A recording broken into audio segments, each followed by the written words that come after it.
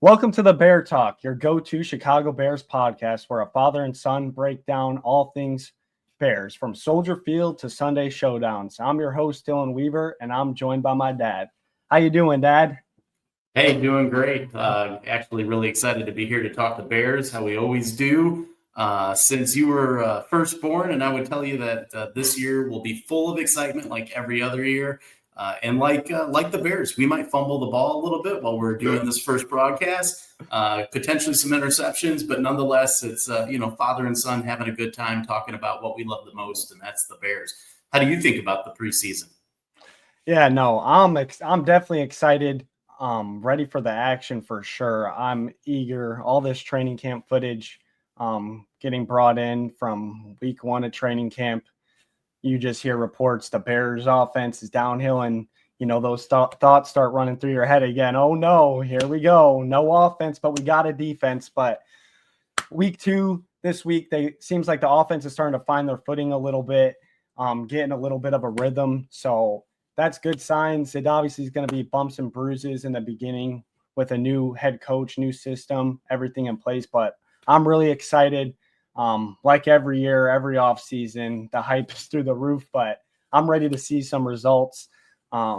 We are 37 days away from kickoff from that Monday night matchup against the Vikings, and I couldn't be more excited for it to be here. How about you? The one thing I'm really excited about is one, just to hang out with you and talk about the Bears like we always do. But the intensity, Coach Johnson. Let's really give that man a round of applause. While every year since 1986, we always are the Super Bowl champions of the preseason, but his intensity, the discipline that I see that he's bringing to the team, really has me amped up. And then you look on paper, talk about talent. I mean, there's so much talent on this team. I can't tell you the last time I've seen this much talent on a Chicago Bears team, much less a team in the NFL.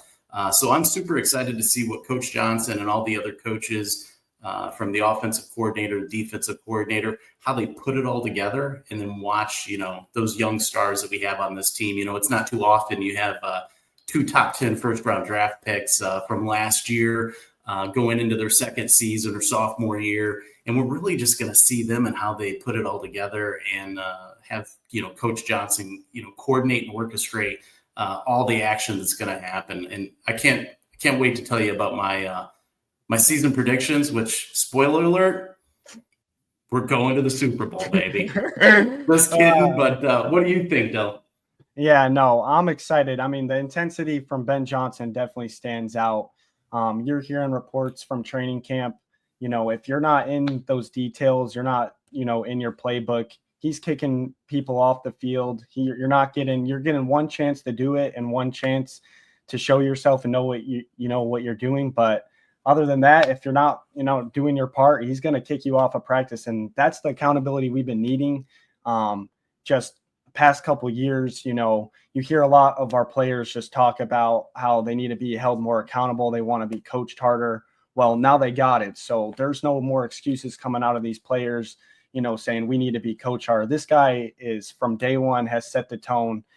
Everything is so important, from the details to the meetings to lining up correctly. And if you're not going to follow those things, he's going to get you right out of practice, and you're going to have to wait your turn to get back in there to show what what you're doing. So I'm super excited. I think Ben Johnson has done nothing but exceed the first impressions, which are really important. And like you're saying, our draft picks too. Last year having Rome Odunze top 10 pick, this year having Colston Loveland in a top 10 pick, and even Luther Burden, who arguably should have been a first round pick, but we got lucky, got him in the second round, and so far so good. You hear reports Colston Loveland since day one getting the pads on, just out there absolutely dominating, making his presence felt. Luther Burden was a little bit of a different story. Started off a little bit rocky. Was dealing with a soft tissue injury from rookie minicamp, and then coming into training camp now, he was out that first week. Finally came back this week, and just like we were talking about, making sure you're paying attention to the details. He lined up incorrectly 2 times in a row. Ben Johnson said, "See you later. You're done. You're not going to be out here with the first team the rest of today." Then he comes around the next day, turns everything around. All you're seeing from the reports, Luther Burden this, Luther Burden that. So it's definitely very exciting. We definitely have all the weapons in place to definitely have a successful season. Now it's just about executing, like Ben Johnson Harp, staying in that playbook, becoming a master of it, seeing the game through his eyes. So I'm really excited. And, why don't we transition a little bit into Caleb Williams coming into this year? Personally, from his rookie year, I really don't think, as much as the media plays it out to be, that, he had some terrible year. I do agree that, the sack numbers could have been lower. He held on the ball a little bit too much, but I don't know how much you can harp on the kid when, he's a playmaker. He's trying to do everything he can to make a play. And, he definitely still has times where he needs to get rid of that ball, even just throw it out, avoid that sack. But I thought, for his rookie year, it really wasn't all as bad as the media made it out to be. And now he finally does have, one of the best play callers in the past 3 years statistically, coming over from the Lions. That's going to be calling our plays now. And I couldn't think of a better person to come in here, his second year, to make sure he's ready to go. There's going to be no more excuses this year. You got all the pieces you need. You got the O-line. You got the weapons. You got the offensive-minded head coach. We know Ben Johnson can call good plays and run a good offense. So now it's up to Caleb to execute. And I think he's not only going to thrive, I think he's going to excel with Ben Johnson calling plays. And I can't wait to see, where it takes us.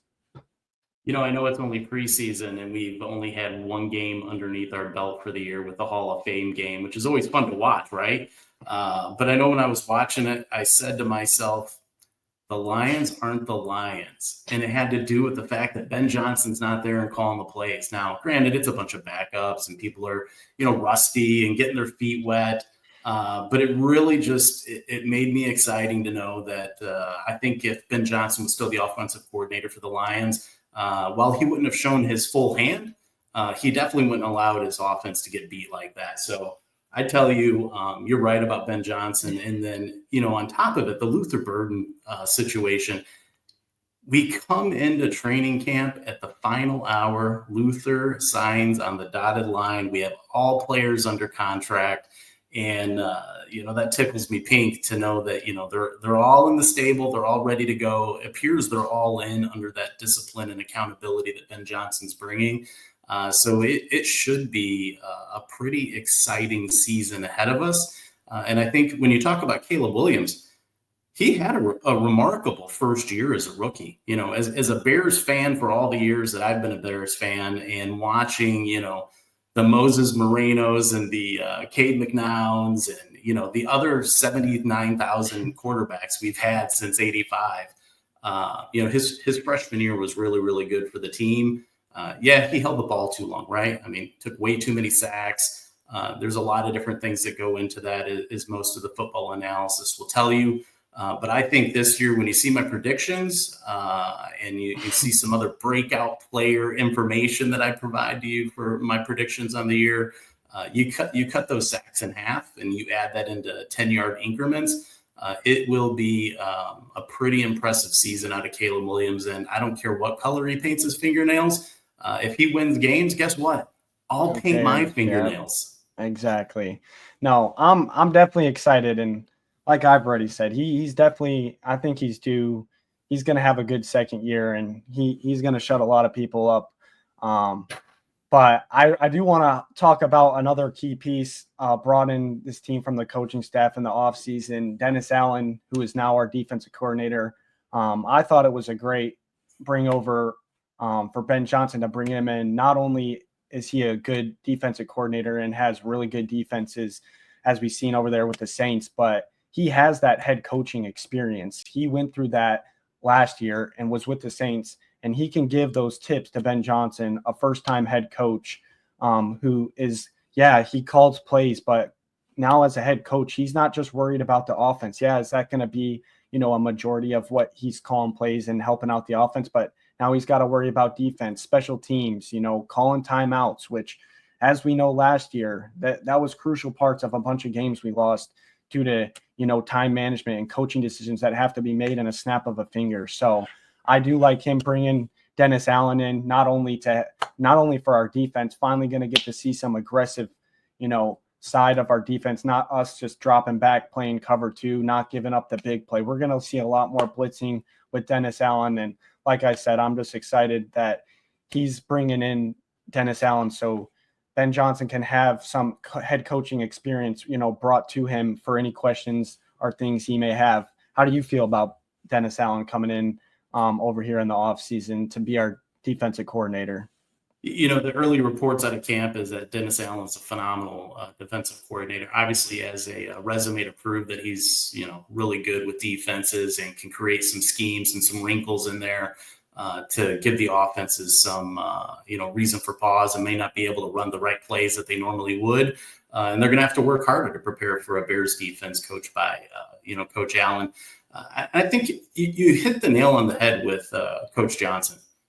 It takes extraordinary leaders to let their ego down and bring in talent around them to really be able to embrace the total team atmosphere. And you look at not only Coach Allen, but Antoine Randall, all the other coaches that he brought in when he was going through the interview process to assemble this awesome coaching staff. That speaks, big words for Coach Johnson, what he's done there and the team he's put together. He didn't go out and hire his buddies, which, 9 times out of 10, you watch the new coaches come in, especially a rookie coach. They want to put people around them that make them feel comfortable or are going to tell them, what they want to see or not, what they want to hear or not want to hear. So with what he did and going out there and, getting the coaches that he did and people who want to be here, right? You think about the Bears, it's a storied franchise. With lots of history, remarkable players along the years, Hall of Famers. And so now you got all these great players who are going to be coached up by some of the best coaches, I think, out there in the league. And some that will go on after the Bears and have storied careers for themselves as they continue to promote up through the ranks and become head coaches. So super excited about Dennis Allen as our defensive coordinator. And obviously, we know in the first few days of training camp, his defense was giving our offense fits, and they were struggling with the ball a little bit. There's some reports of interceptions out there, and a lot of people are saying, "Oh, Williams is a bust." The reality is, though, is that the defense was progressing a little bit faster than they were on the offense, and now you see that Caleb's actually coming back and throwing some dots out there. So excited to see that as well. And then the special teams. Can't forget about the great special teams. It's a 3-phase game, and there's a lot of excitement out there with that special teams as well. What do you think about the special teams? Yeah, no, I'm excited. I mean, we brought over Devin Duvernay, who is a All-Pro, Pro Bowler returner. This guy is electric. But one person I am really curious about in the special teams, especially in the punt game, I want to see Luther Burden back there, fielding these balls. He did it in college. He was electric. The guy is a playmaker. When he has the ball in his hands, he wants to go make a play. He's shifty. He's fast. This guy is everything. I think he's going to be a huge part of our team. I think he is honestly going to be a big X factor for our offense. Just the amount of plays where he can get the ball in his hands and take it 0 to 100 real quick. I'm super excited to see how Luther Burden, fits into our special teams as well. And speaking on the special teams too, is the one coach that Ben Johnson did retain from the Bears is Richard Hightower, our special teams coordinator. And we all know how week 18 ended last year. That man brought out a very classic Bears play from back in the day, trick punt. We got DJ Moore acting like he's going to catch the punt. And here's Blackwell on the other side, taking that thing to the house. The Packers have no clue what's going on. I mean, if there was one coach to bring back from last year's coaching staff, it was Richard Hightower. And I'm super excited to see, what he does this year, especially too. Ben Johnson loves running a bunch of trick plays on offense. He's not scared to do that. I can only see Ben Johnson spreading ideas to Richard Hightower. Hey, let's try this. Let's try that. So I'm definitely excited and hope to see some more trick plays out of Richard Hightower. But why don't we jump right into our season predictions, since we kind of covered all three phases of the game, from our head coach, offense, our DC, and to our special teams. And I know you kind of already hinted at it with your schedule, and I'll let you talk first and I'll give my feedback afterwards, but let's hop right into your season predictions. I will bring that up right here. Bam. It was a spoiler alert earlier when I said we're going to the Super Bowl. 15-2. That is my prediction. You listen to a lot of people out there that are very respectable in the NFL analyst industry. Vegas even has the over-under at 8.5 games.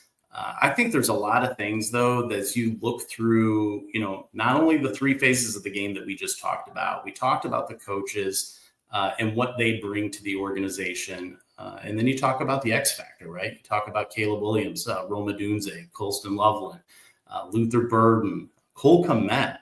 Let's don't forget that. DeAndre Swift.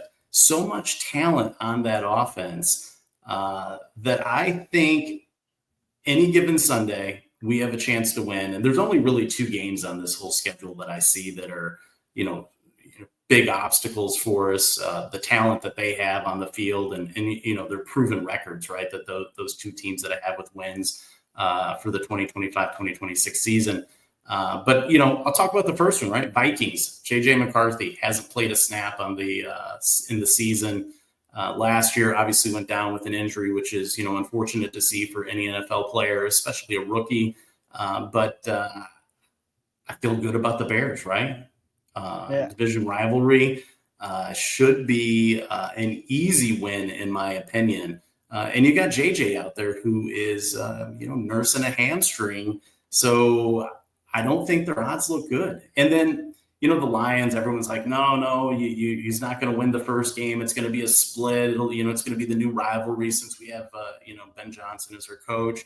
I don't think so. I think, Ben Johnson's not going to be the coach that's going for it on 4th and long every single play of the game. And he's going to do the right thing, take the points, get the field goals when he needs them, so that he walks away with wins and not coming up short. So definitely look forward to that game. It's going to be an exciting one.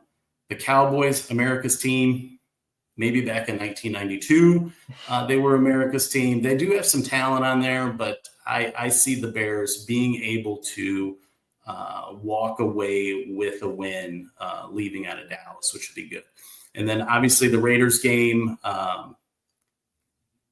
it's the Raiders. That's all I'm going to say. It's a win. Nothing against them. They got some great players on that team, Max Crosby, things of that nature. But Pete Carroll probably has coached his last winning season when he was with the Seahawks. So feel real good. We got the bye week. Obviously, we're going to win, but it's going to turn out to be a loss, in my opinion, because it's too early in the season. I like a little bit later of a bye week in there just so the players can rest up and heal before we get into the final stretch of the season. But, we'll see how that works out. But I really think it's interesting how the NFL schedule matchmakers put that bye week right before the Commanders game. We all know last year, pretty exciting year. In the very beginning of the year, we had some good plays. We're building momentum. We had some excitement, and then we got to the Washington game, and from there it was all downhill. It was loss after loss after loss. And I don't think we're going to come away with that feeling this year. Jaden Daniels, obviously a great rookie year. A lot of people say, could have been the number 1 overall draft pick, and laugh at the Bears a little bit for how they drafted. But I think with the new coaches, Caleb coming back maybe for the revenge game, or potentially our defense under Coach Allen isn't taunting the fans at the very last 30 seconds of the game, and has a mental breakdown and costs us the game with the Hail Mary. So I'm going to call it a win. I want it to be a win. I believe it's going to be a win. Saints, again, here's another special game, right? Coach Allen was the head coach of the Saints last year. They're coming back into town. I don't think he's going to let his defense not put his foot on their neck. The Bears will probably walk out of there with the Saints scoring 0 points. That game would be my prediction based on Coach Allen. and what he wants to do. So I would say you could probably mark that down, and maybe it's an over-under bet later on in the year. Then my first loss of the season, right? The Ravens.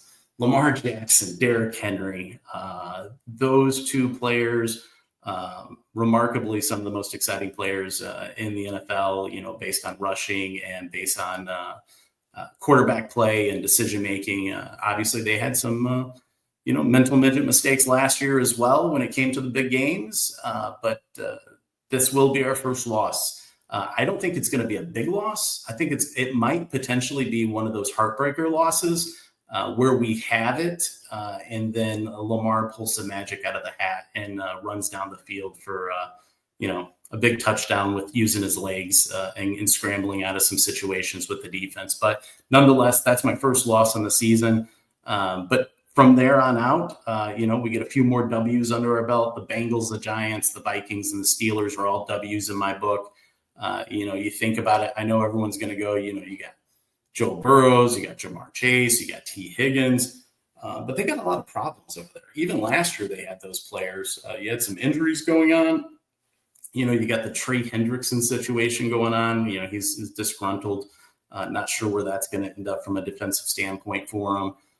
So even with all that talent they have, last year they didn't really put it together. And I think this is another year of struggling for them. And, they've been on the downward slide since that big run they had a few years ago.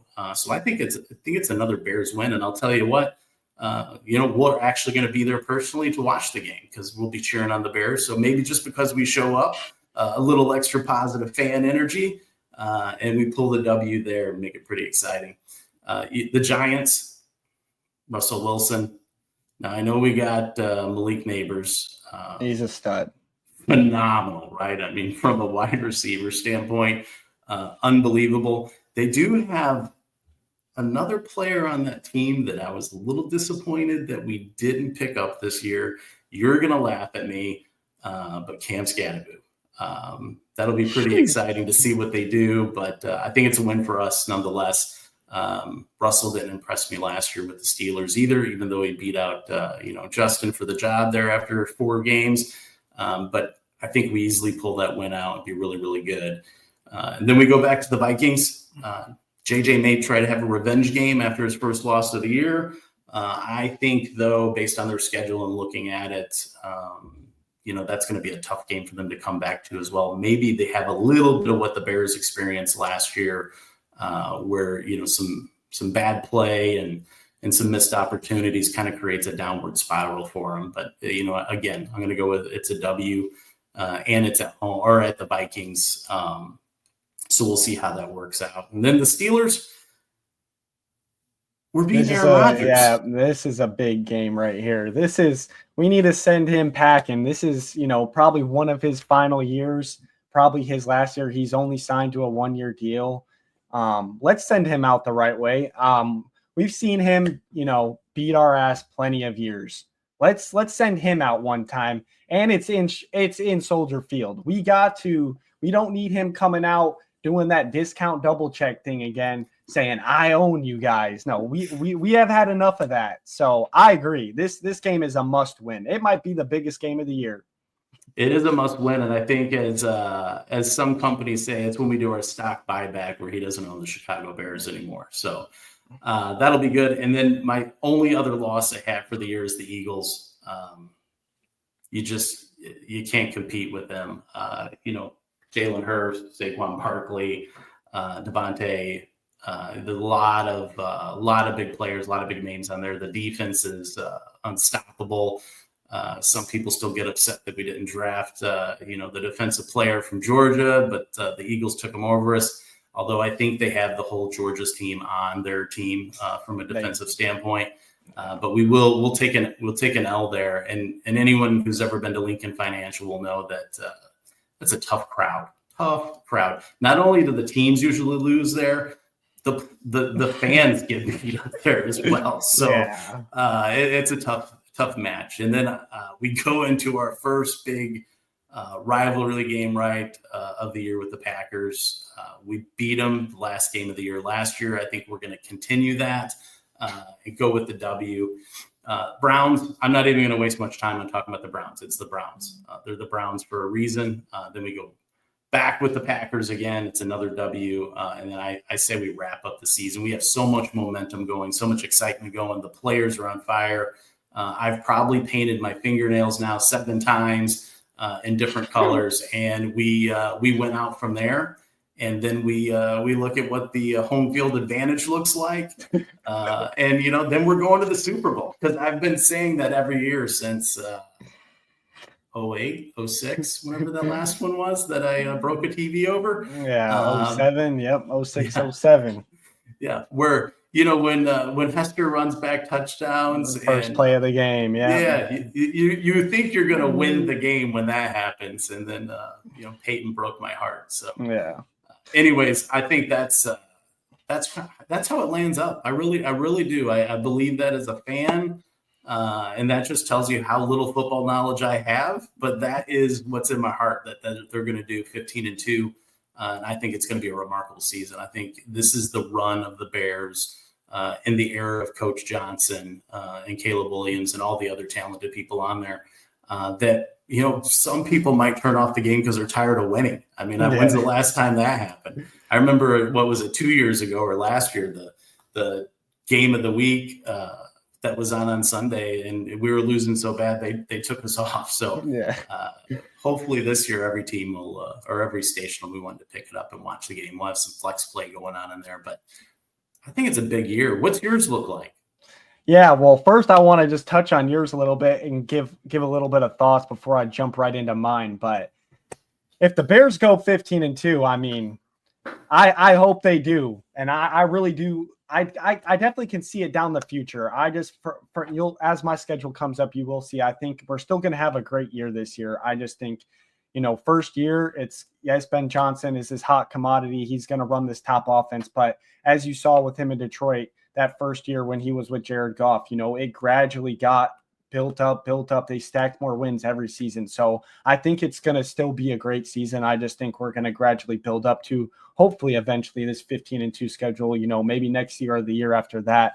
But the funniest thing about, your schedule is as we talk and when we talk back and forth, I'm always the one with you. Oh my God, did you see this catch at training camp? Did you see that? The Bears are back. The Bears are back. And, you're always laughing at me. And then I just see your schedule come out and I was like 15-2, huh?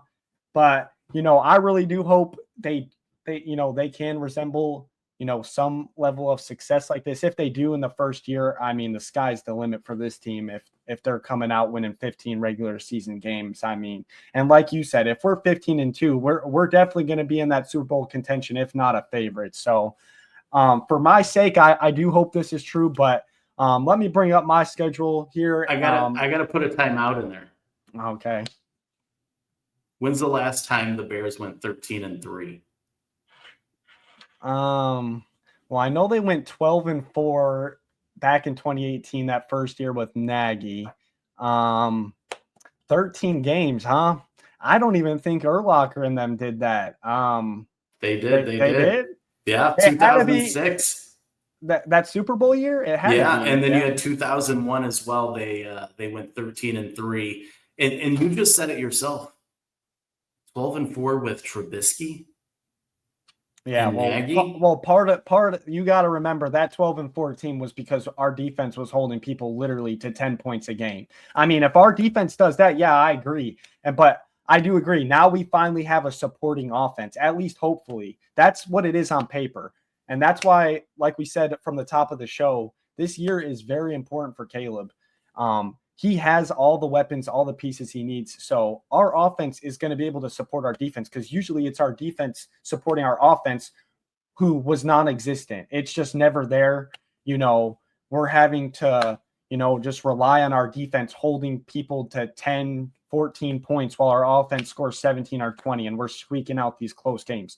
And watching the Detroit Lions, obviously they're in our division. I have their games on when the Bears aren't playing, and I hope we get to see over here with the Bears, what we saw with the Lions, where they're just blowing teams out by 20 plus points. I want to have my feet kicked up the fourth quarter and be like, let's go. I don't want any more of these close heartbreaking games like we saw last year. As bad as our record was last year, there was 5, 6, 7 one-score games in there that, came down to the final drive or other mistakes made prior in the game.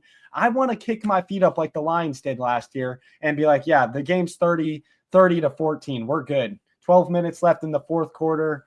Take care of the football and we're out of here and go on to the next week. So, and there's definitely some games in here where I definitely feel like we're going to see some games like that where, it's not going to be too much of a sweat, but you never know. As we always say, it's the Bears. We think every year is going to be a great year and turns out it's not. So, but I will hop right into my schedule. I'll bring all of our Bears fans a little bit back to reality. I'm sorry to be the Debbie Downer, but I got a little bit more of what I would say I think is a little bit more realistic. You could say on other terms too, it's kind of obvious, but I have us hopping in right here going 10-7. And I do have us starting off hot. I do think, going against the Vikings, Monday Night Football, home field, that place is going to be roaring, especially with all the training camp hype that's already happened. That place is going to be jumping. It is a national game. We're going to be the only game on. I do have us coming out here taking the W against the Vikings.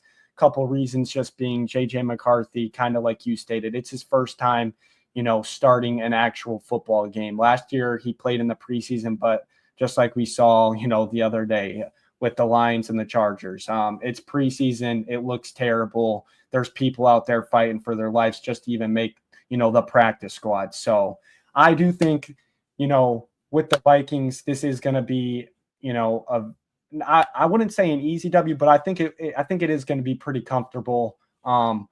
Just due to the fact that, J.J. McCarthy, that game speed's going to come. And, even Caleb talks about it. It takes a lot of time for, things to slow down and you to get the feel of the game. This is going to be his first real game, even where people are coming at him full speed, trying to take his head off. And, I do think, they got some weapons over there. And I do think they had made some great additions in the offseason. And they obviously have Justin Jefferson, but I do think this comes out a win in the Bears' favor. And then we hop over next week at the Lions. I do have us, unfortunately, losing this game. I know it is going to be Ben Johnson's first time back against his old team. I do just personally feel like, our team is going to take a little bit of time to get established and get that ball really rolling where everything's fluid. Caleb's making check calls at the line, switching in and out of plays based on the coverage he's seeing. But I do have us, unfortunately, losing this game, even though the Lions did lose both their OC and DC. The Lions still have all the talent in the world. They have star-making players on both sides of the ball. Their defense, people like to think, just because the end of the last season last year, how their defense finished, they were also missing like half their starting defense and a key player being Aiden Hutchinson, who, by the way, was on track of being, defensive player of the year, maybe even MVP of the league that year. He was on crazy pace. But I do feel like this one is going to turn out an L. And this one hurts me to put on here an L just because Ben Johnson is going to be heading back to play Matt Eberflus's defense. I still like this game too. I have us still warming up, and I'm not going to lie. I do think the Cowboys are going to be a really good team this year. The addition of George Pickens, that offense is going to be humming too. And hopefully like the Bears will be humming, but I do feel like this game is going to come down to a shootout. I'm not going to lie. It is interesting though. Before I made this, I had Micah Parsons being in there, but with Micah Parsons just coming out yesterday that he wants a trade and he wants out of there, which we know how that goes. Players usually say that a couple weeks later they get signed. So he's probably still going to be with the Cowboys, or he might be sitting out because they still haven't gave him a contract. But or he could be playing against him that game. Yeah. I mean, that would be awesome. It really would. But I do have this coming out as an L, and this is where I feel like the Bears, kind of like last year when they went into week 4 against the Jaguars, they started off a little bit slow, and then they got to that Jaguar game and they they lit up Trevor Lawrence and the Jaguars. I feel like that's how this Raiders game is going to be. The Raiders also too don't really have a good crowd showing up. Their stadium's kind of like the Bucks. You know, it never feels like a home field really for them. I do feel like it's Vegas. There's a bunch of Bears fans going to be traveling there to do all the gambling, watch the Bears play. And I do think this is going to be where we start to see the potential of this offense. And the Bears, you know, I see them steamrolling the Raiders and walking right by. They do have Brock Bowers and Ashton Genty. But I do just think they just don't have enough talent to match what the Bears have. And I think this is where Caleb Williams and Ben Johnson have their coming out party and they're like, let's roll. This is legit. And then we have the bye week, kind of like you mentioned too, all bye week leading up to that Commanders game in week 6. You are going to see it on the TV, Tyreek Stevenson chirping the fans with 12 seconds left in the game when they're throwing a Hail Mary. And Noah Brown catches the Hail Mary after Tyreek Stevenson tips it back to him. You're going to see it everywhere. And it's going to be very tough for the Bears defense mentally to, get over that hump. But that's why we have Ben Johnson. That's going to be in the back of their head. And I think this game is one of the ones, especially the offense too, because they didn't play really good until that fourth quarter. But I feel like they have this game circled. This is going to be another statement game. We should have won last year, even as poorly as we played. But this year with Ben Johnson, the additions of Luther Burden, Colston Loveland, I think this is going to be a very good game. And same thing here with like the Cowboys. Terry McLaurin is wanting out of the Commanders. I don't know why. He just had his best season with the Commanders, and the man's already asking to be out because he wants a new contract. If Terry McLaurin isn't playing and they got Deebo Samuel as their only receiver, I feel very confident going into this game. Contain Jaden Daniels, keep him in the pocket. He's still going to make plays. He's a very athletic quarterback, but if we can contain him for the most part, I feel like this game is going to be a lot easier than most people expect. Hopping right into the Saints as well, I think the Saints might be the worst team in football this year. The Saints and the Giants, I think, are going to be fighting for that first overall pick come next year. So I have this one, like you said a shutout. I wouldn't be surprised if I see a shutout. I have this an easy Bears dub. Now piling up 3 wins in a row. And sadly, we are going to head to the Ravens. Like you said, this is just going to be a very tough matchup. The Ravens are consistently dominant the past couple, 4 years. And the one thing they can't get over is that Kansas City hump to get to the Super Bowl. They are a very talented team. Their defense plays good. And like you said, they got Lamar Jackson, Derrick Henry running read options. You never know who's going to get the ball, and whatever one of them does get the ball, it's usually a good play. I do think this game could be close. However, I do think the Ravens squeak this one out. And sadly, going into the Bengals, I do see this as another L. I do think their defense is not going to be good, just like last year. They still are trying to figure out, ways to pay Trey Hendrickson and keep him on the team. It's kind of funny. They pay T. Higgins and Jamar Chase, but, the guy that led the NFL in sacks last year, they're still trying to figure out his contract.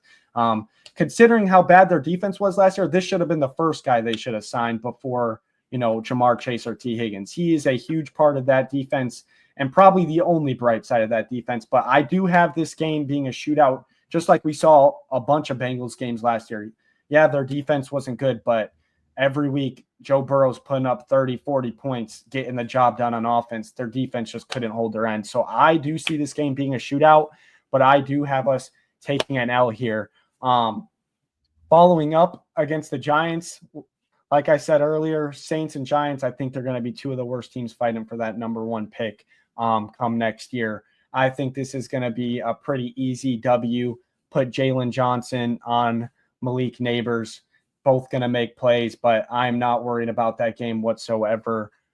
Heading into the Vikings, I do see J.J. McCarthy getting his revenge game. Unlike you, I do think he is going to get a get back. I respect Kevin O'Connell. I think, obviously, I think Ben Johnson's going to ultimately be the best head coach in this league, but since he doesn't have that head coaching experience yet under his belt, I can't say that yet. And I do think Kevin O'Connell is the best head coach in this division.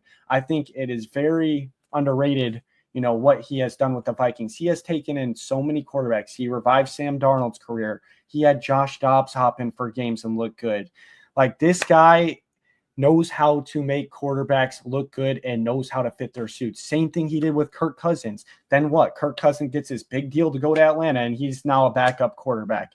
This guy, Kevin O'Connell, knows how to run an offense. I think him and Ben Johnson are, head-to-head going to have a lot of cool battles, displaying their offense and, watching their quarterbacks put on display. But I do think this one is going to come out as an L. Next, heading into the Steelers, like I said, this is, to me, the most important game on the calendar just because of the fact of how much misery and pain Aaron Rodgers has put me through. I remember that one year opening game. I want to say it might have been back in 2018 when we were 12-4. We are up at halftime, 21-7 something, 24-7 against, the Packers. Aaron Rodgers got hurt like the first quarter of the game where he doesn't come back. We're in cruise control. All of a sudden, you see Aaron Rodgers run out of the tunnel at halftime. They must have given him the needle or something because he comes back and does what Aaron Rodgers has always done to us, dominate us. So this game is very important, and Mike Tomlin is a great coach. That defense is always playing good. That's what keeps the Steelers in games is their defense. And honestly, seeing what Aaron Rodgers did with the Jets last year with Devontae Adams, Garrett Wilson, Breece Hall, he didn't look like the Aaron Rodgers we're used to seeing as Bears fans. And all the weapons he's got over there in the Steelers, he's got a good tight end in Pat Freiermuth, and they just added DK Metcalf. But other than that, I don't see their offense too much as a threat. I do think it could be close just because it is the Steelers. And like I said, their defense is always a good defense. They play hard. Mike Tomlin has never had a losing season, which is crazy. So I do think this is going to be close, but I do think we send, Aaron Rodgers a sweet, retiring, the Bears ended up on top in the end. And that's going to be a nice W. Heading into the next week with the Eagles, like you said, this is going to be a tough game. The Eagles, fun fact, I just saw something too. The Eagles are the third youngest team in the NFL. But out of their 53-man roster. Let that sink in for a second. The third youngest. And last year, we saw them dominate Kansas City in the Super Bowl. And we've never seen Kansas City ever get blown out like that, especially in the biggest game of the year. Their defense, like you said, is electric. They got half the Georgia team over there, which Georgia defense in college football is always good. They got all their star players from Georgia over there in the draft. Somehow they always fall to them. And then they got, the big addition, the Giants let in Saquon Barkley go in the same division to, one of their rivals with the Eagles. This is going to be a very tough game.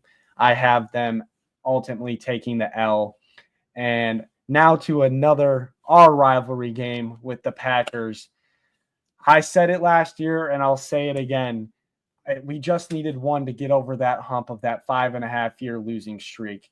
Now that we got one, it's time for us to go on that 5-year winning streak. And Ben Johnson already took some shots at Matt LaFleur once he got hired, saying, I have a pretty good record against Matt LaFleur, so I'm excited for the matchup. So Ben Johnson took some friendly shots at the division rival. I do think now that we got one under our belt, it's going to keep flowing.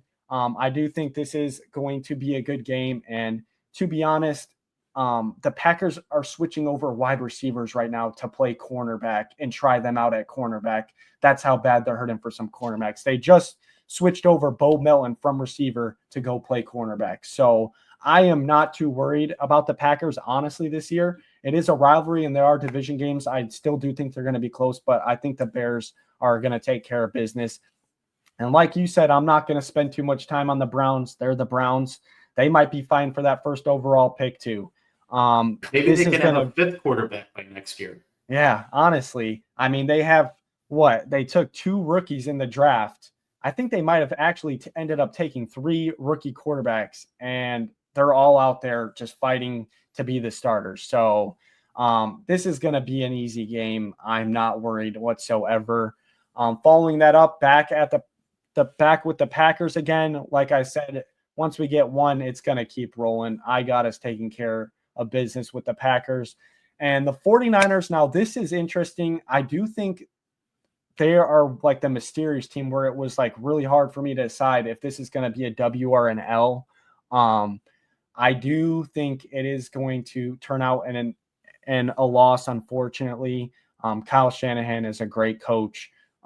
Christian McCaffrey should be back healthy this year after missing pretty much all of last year. I do think they're going to have a bad taste in their mouth, kind of like we do. They had a very disappointed season for, the 49ers standard. So I do think this game is going to be down to the wire, and it ultimately is going to end up in a loss, in my opinion. But most importantly, probably the best game of the year. We finish it off at Ben Johnson's old stomping grounds, and I have Ben Johnson, ending the season perfectly with a cherry on top as his first year as a head coach with the Chicago Bears with a W against his former team. I think this is going to be a very good game. The Bears will be at their best. The Lions will be at their best. It's week 18.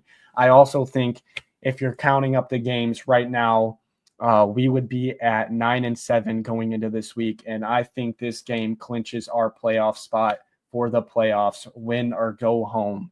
And this will end up ultimately setting the tone for seasons to come. But that is my season predictions. I do have the Bears finishing at 10-7 on the season. I think we could get 5 more wins out. I really do. I think we can, because George Pickens, as talented as he is like Antonio Brown Part 2. Yeah, but we don't forget, we do have one of those on our team too.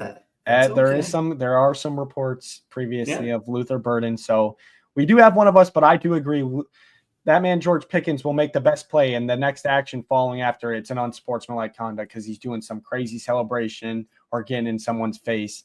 When if he just controlled his emotions, he's a top 5 receiver in this league, and especially, he's had some pretty bad quarterbacks over there at Pittsburgh throwing him the ball. I think with Dak Prescott coming in, it's going to be that game is going to be a shootout. I'm telling you.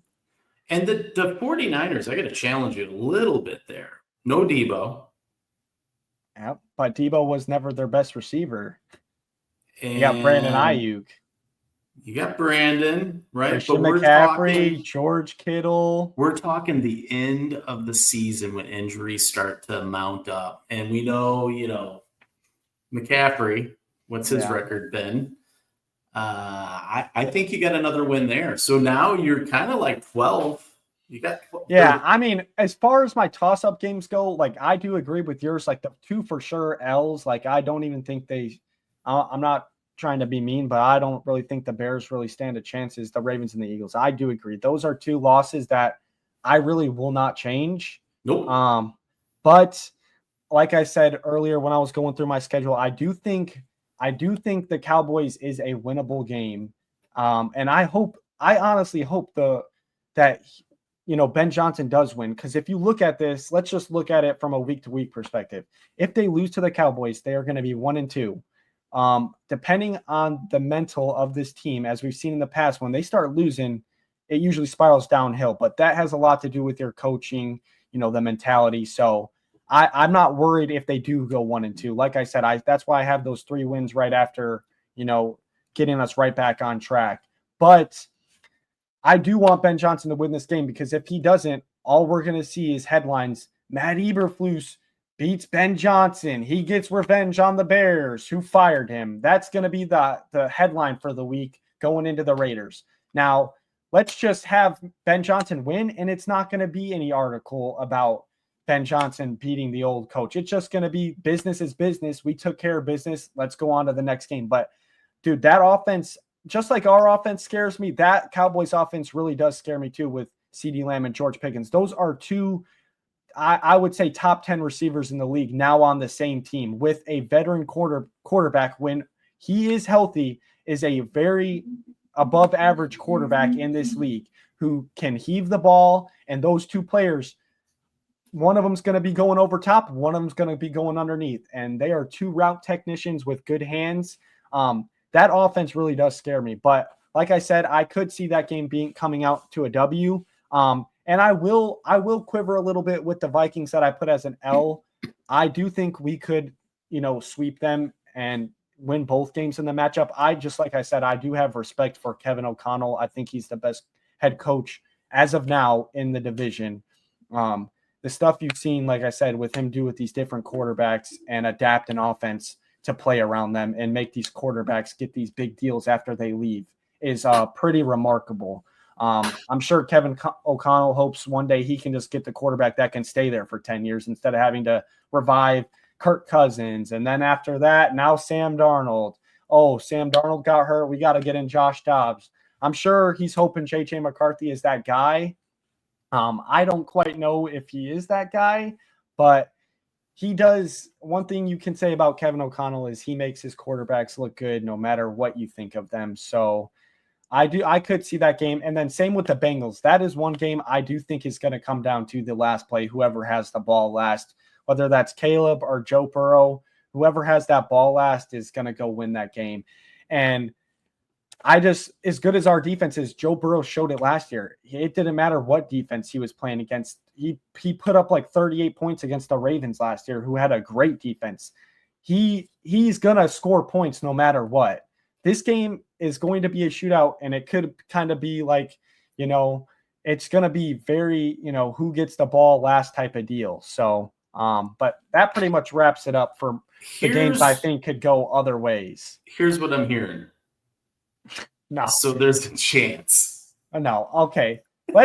I'll do this. I could say our floor, like this is my prediction, obviously what I think, but the floor for the season, it could be no less. It can't be anything less than 8 wins. I'm sorry. I might even have to say 9. I'm not going to lie.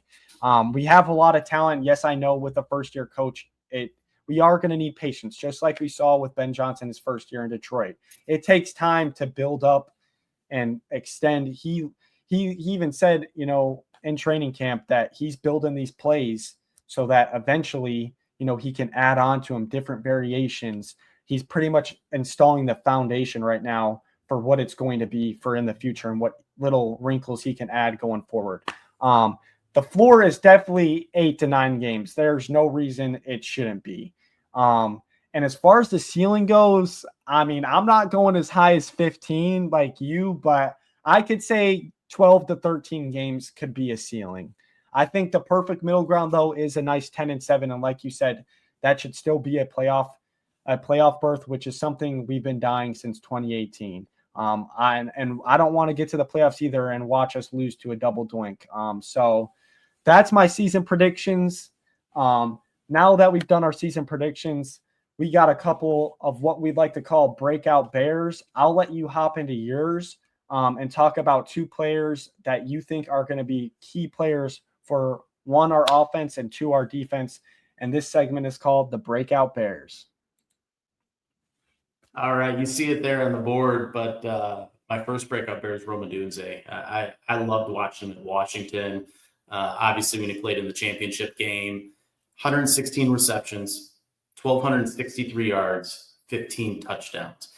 Now, that's one player on the Bears. If you take all the other weapons we have on offense, very easily doable 15-2, just with those numbers alone. But Rome, obviously, you're hearing in training camp right now that he is, really demonstrating why we drafted him last year. Poles making the decision that he made to bring him on with that pick. And I think with the plays that are being designed, you really could argue that he's going to have an all-pro type of year this year with the Bears and really help us get to where we want to go. And I'm a little secret. How did I come up with these magic numbers? You want to know how I came up with these magic numbers? Yeah, let's hear it. I'm on St. Brown. You look at his numbers from last year. You throw Caleb in there, and you throw Ben Johnson, and they're calling the plays. That's how I came up with those numbers. So you think Rome Odunze is going to be the Amon-Ra from the Lions, that type of volume? He's going to be getting the ball mostly. Obviously, if he puts up these stats, he will be our wide receiver 1 statistically wise, which I do think he definitely can be a wide receiver 1. I do have a quick question, though, for you. How many players last year scored 15 touchdowns? How many players in the NFL? 3. One person. You want to know who his name is? Who was it? Jamar Chase. He was the only player to have over 15 touchdowns. You want to know what the next best touchdowns is for a receiver? Let's hear it. 13. So what I'm saying it's gonna be, and this will be, if Rome Odunze does this, it will be good. And I love the high bar, because not necessarily that, you know, he had a bad year last year. It's just we brought in Keenan Allen, and Keenan Allen kind of, you saw him and Caleb were kind of, that was Caleb's go-to guy. I think Rome is going to be Caleb's go-to guy this year when it matters. As we started seeing down the stretch, for example, in that Week 18 game against the Packers, must have it. Who does Caleb go to on 4th down? Rome Odunze, and is a beautiful back shoulder fade ball to get the first down, to get us in field goal range, to go win the game. So I do just think Caleb needs to give a little bit more trust in Rome Odunze, and go into their second year, they should have a better connection as far as timing and rhythm and getting him the ball. This guy is a playmaker, and I do not think we saw it enough last year, especially from the standpoint of just throwing him a jump ball. The guy is going to come down with the ball. He is a great 50-50 jump ball catcher. That is why we used a number 10 draft pick on him. This guy should have a monster season.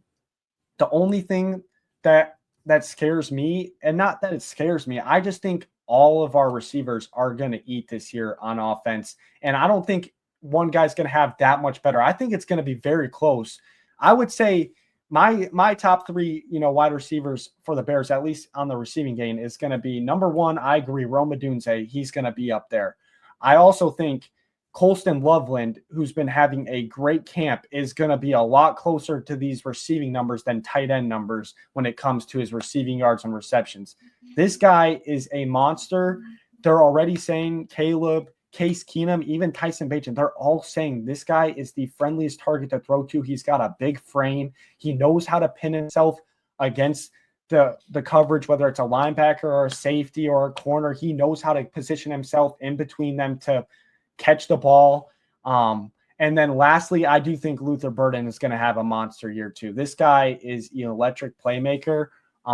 But I can definitely see this. Rome Odunze is definitely due for a big year. I just think the ball's going to be spread out a little bit more between all of them pretty evenly.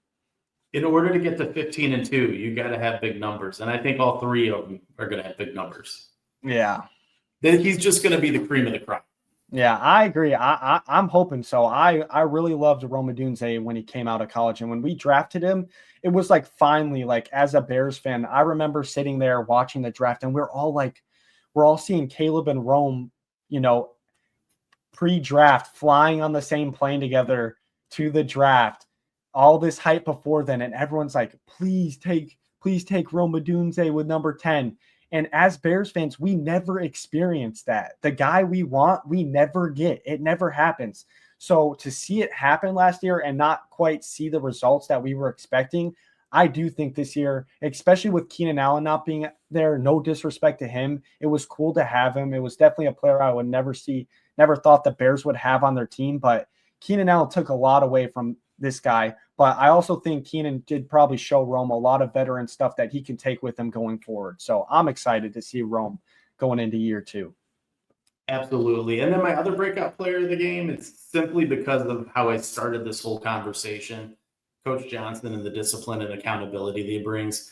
Tyreek Stevenson. We all know he's a special player. Last year, with no accountability, the coaching staff kind of in shambles, put him in a pretty bad position. So I'm gonna call him not my breakout player, but my turnaround player, and really be the player that I think he can be and has the talent to be. So 85 tackles, 3 forced fumbles, and 5 interceptions, and no touchdowns against him on Hail Marys. That's my small piece I threw in there at the very end. But I think you'll see with Coach Allen, Coach Johnson, and the discipline everyone's going to be running, he is going to be laser focused. Now, I know there's a lot of conversation coming out of training camp and, who's going to be in that position because everything's an open battle. But I think at the end of the day, he's going to prove that he is the player that we thought he was from the first year he's with us. and we won't see, kind of those mental breakdowns that he had last year and taunting fans and things of that nature. And he's just going to be dialed in on what he's here to do, and that's play ball and win. Yeah, no, I agree. I mean, the cornerback battle is definitely interesting. Like Dennis Allen said a couple of days ago during one of his press conferences, he said that cornerback 2 spot next to Jalen Johnson is wide open, and it is a competition. They brought over, I believe his name is Nashawn Wright from the Vikings last year. He is a very lengthy corner, really fast, but he has a very distinct cornerback build compared to, other cornerbacks out there. But I do agree. I think Tyreek Stevenson's going to end up winning that job. He's definitely on a redemption year. He doesn't want to hear the media talk bad about him, and he's going to go out there and prove that this year. I definitely agree. And another good addition that Ben Johnson brought over, the cornerbacks coach, Al Harris, former NFL player. He had those Cowboys defensive backs with the Trayvon Diggs, the Bland guy. They had all them playing good football. He is a great coach, and I only think he's going to elevate his game to Tyreek as a player perspective from the playing experience he has in the NFL. But one thing we kind of missed on, Ben Johnson did come out earlier this week and said Jalen Johnson, there is a scenario where he is ready for week 1.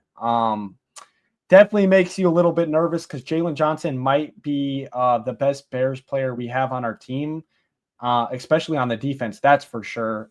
So hearing that makes me a little bit nervous, but that's more the reason where probably week 1, Nashawn Wright and Tyreek Stevenson will both be out there. And that game is probably going to weigh in a lot of who gets that cornerback 2 spot going forward, because Jordan Addison isn't going to be out due to his suspension, but Justin Jefferson will be there week 1, and they're both probably going to get their opportunities to guard him and show, what they're capable of. And I think that game's going to be telling for who gets that cornerback 2 spot down the line. But Tyreek Stevenson is just a ball freak. He loves playing man coverage, which Eberflus in the prior years didn't like. Like I said, he likes running that cover 2. Don't give up the big play, zone defense, where Dennis Allen is literally putting his cornerbacks on islands and saying, go be a player. We're going to go send people to blitz, and we're playing man coverage, press coverage for the majority point. And this guy is a ball hawk.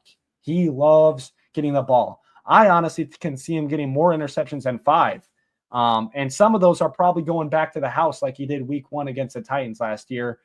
Pretty much won us the game when Will Levis decided just to toss up a ball, and here comes Tyreek Stevenson, pick 6, to give the Bears the lead against the Titans. So I do think he's going to bounce back for sure and have a big year. I do like your breakout Bears, but let's hop in over to my breakout Bears, and kind of like my schedule prediction, I am kind of going with some obvious more predictable stuff, but you're playing it safe.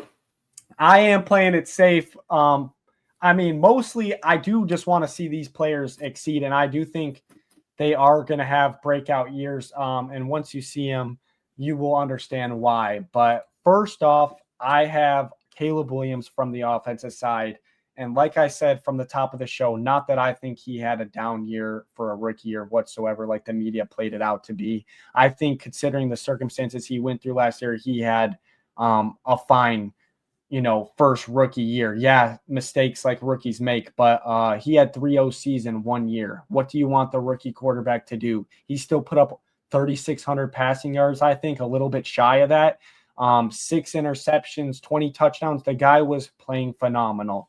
I think this year, like I said, with Ben Johnson, I think it's going to start slow, but come, week 4 against the Raiders, I think it was when we're going to see this thing really take off. That's why I got Caleb coming in at 4,100 passing yards, 29 touchdowns, and 13 interceptions. I expect big numbers out of him. As a Bears fan, the circling question through the media is, when are we going to have our 4,000-yard passer? This is the year.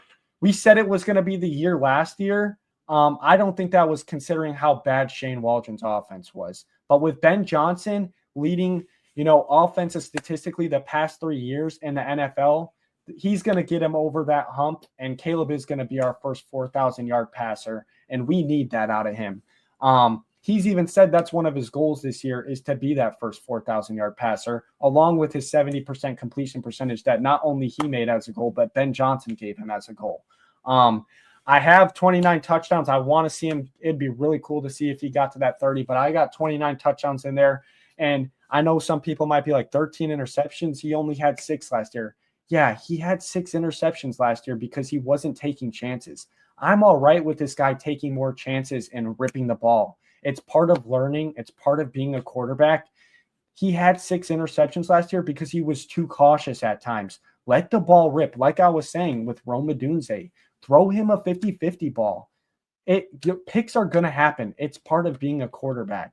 But guess what? Let's take some chances this year. Let's throw the ball downfield. I don't want to see any more 5-yard screen plays over and over again, just down the field. Yes, take what's given to you, but at the same time, let's take some chances this year. Let's dish that ball. And that's hence why there's going to be a little bit more interception, but at the same time, that's why he's going to have more touchdowns too, because he's going to be taking those chances with Ben Johnson's playbook.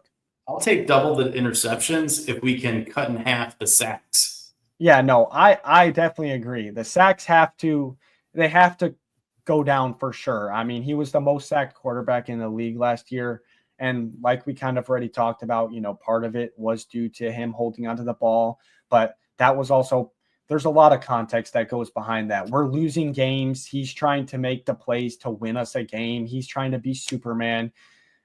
It's not going the way he thought everything was going to go. And he's trying to be who he is and go make a play. The guy is a playmaker.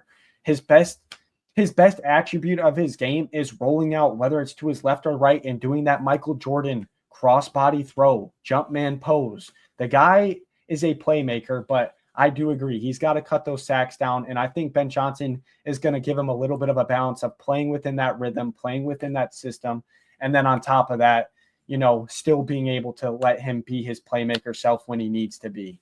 But I will switch on over to the defensive side, and my Bears breakout for the defense is going to be Montez Sweat.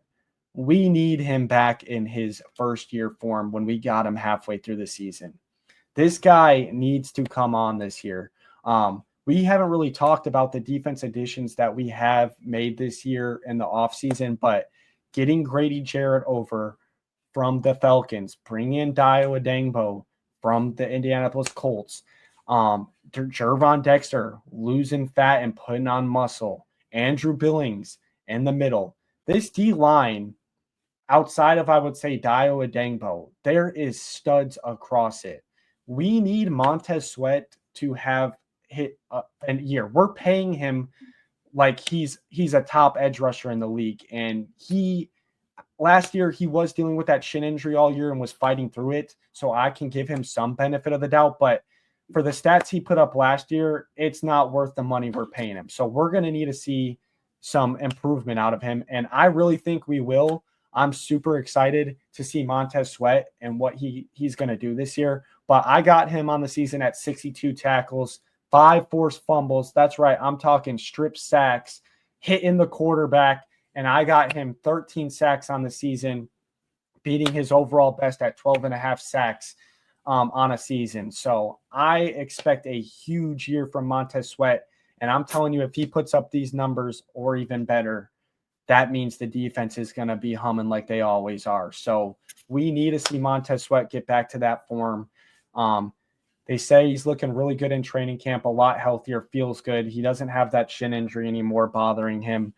So I'm really excited. And with Dennis Allen's defense, all the stunts, all the games inside on that D-line, I think he's due for a monster year. And if he's not having that monster year, he's going to be helping those other guys get the sacks because he's getting double teamed. So I'm really excited. I really wanted to put Grady Jarrett as my breakout Bear, but I'm excited. He was probably my favorite free agency signing, but I do think Montez Sweat is going to be the breakout Bear for the defense, leading them in sacks on that D-line.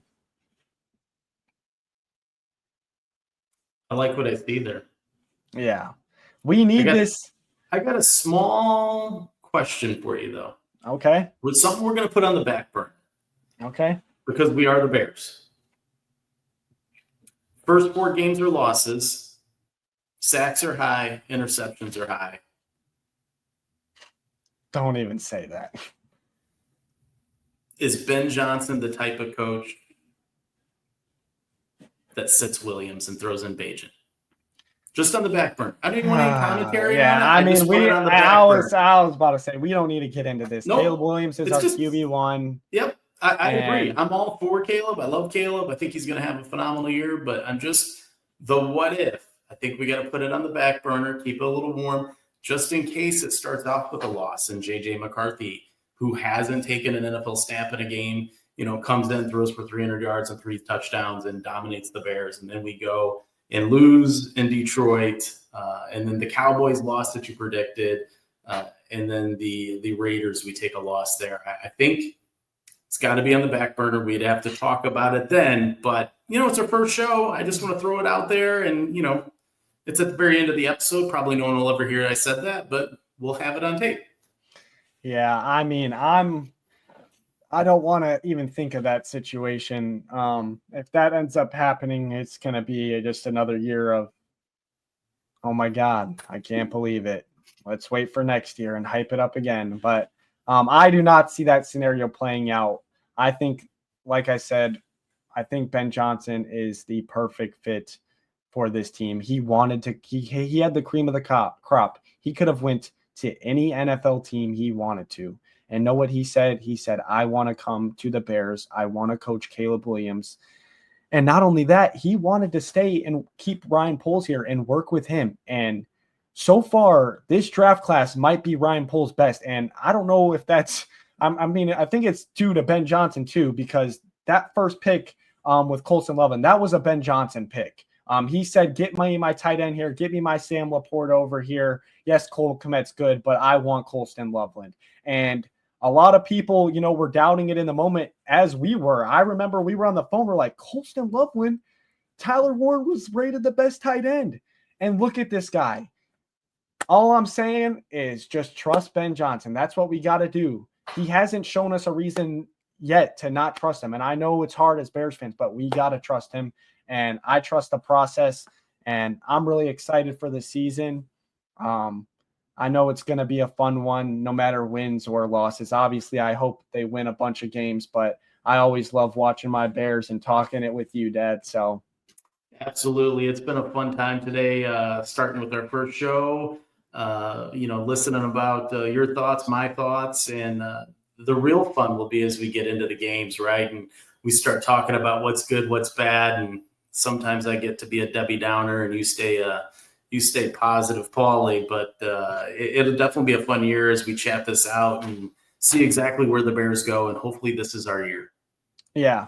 No, and just for our listeners out there, what we plan on doing throughout the season, we plan on doing pregame shows, kind of like a pregame matchup, kind of how we did our season predictions, except it will be more in depth based on the matchup that week. We plan on doing postgame shows covering the game, stuff like that. And if, for whatever reason, kind of like we hinted at earlier in the show, if Micah Parsons is on the Bears, gets traded here, something along those lines where players get traded, we trade someone away for picks, we might do some breaking shows in there and hop on there and get those out for you, but mostly just going to be some pregame shows, postgame shows. Please make sure to like, comment, and subscribe. If you want to, throw down in the comments what your guys' season predictions are with some of your breakout Bears. We'd love to hear what your guys' thoughts are. All of our links to our social media will be down in the description below. We appreciate you guys, and we're looking forward to a good 2025 season. And always, bear down.